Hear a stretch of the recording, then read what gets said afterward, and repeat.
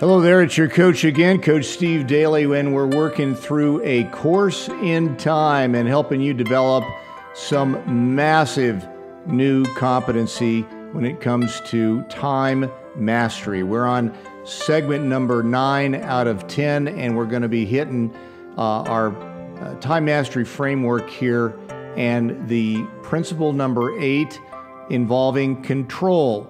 Control governs achievement. Now, this is it's a principle. It's like gravity. It just is this way. When you're in control of your time, you govern achievement. But here's the funny thing. It's not very funny at all at times. And that is that going back to the different types of people and the idea that we don't live alone on an island, we are doing business with other people, aren't we? We're doing business with other people, for other people. We're including other people in helping us to navigate the journey to success. And we need to understand that we're in charge of controlling the relationship that we have with other people as it pertains to our success in time. Now, when we do a good job of controlling our time and controlling the influences on our time, then we are all of a sudden going to expand time. So control expands time. Here's a definition of control. Number 1, does everyone with something at stake, with whatever's about ready to happen here, does everyone with something at stake know and understand the next step?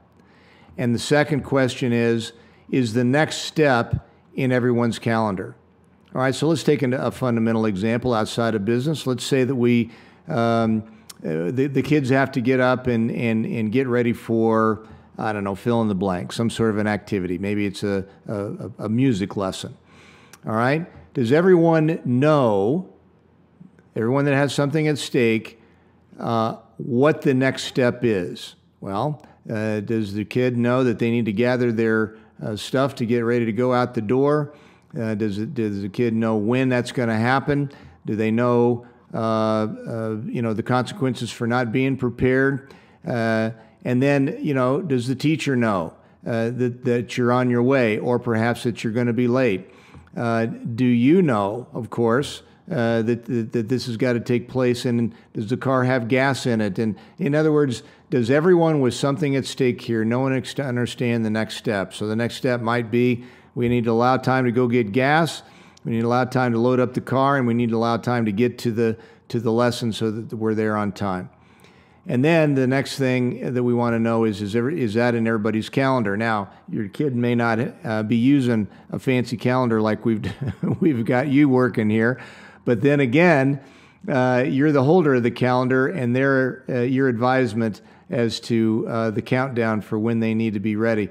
So the same exact principles here apply. The process applies to business meetings, to organizing projects that you want to get done around your business, collaboration with important people that get things done in your business. All of these things are now basically in the domain of your control if you choose to ask yourself these two questions. Does everybody with something at stake know and understand the next step, and is it in everybody's calendar?